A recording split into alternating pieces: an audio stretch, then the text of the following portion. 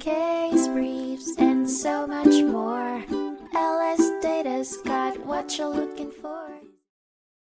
In the 1979 case of Jackson v. Brantley, the Alabama Court of Civil Appeals addressed a dispute involving a car accident caused by the defendant's loose horse. At the heart of the case was whether the owners of the animal were liable for damages because they intentionally led it onto the public highway, or if the incident was simply due to their negligence or gross carelessness. The plaintiff sued the defendants for damages following the collision between their car and the defendant's horse. The defendants argued that there was insufficient evidence to prove their liability, and that the plaintiff's own contributory negligence should be taken into account. Despite this argument, the jury sided with the plaintiff, and the defendants subsequently appealed. Under the Code of Ala.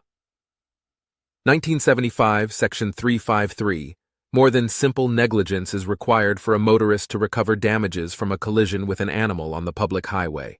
In this case, the defendants knowingly led their unfettered livestock onto the public road, deliberately placing them in a position where they could cause the accident.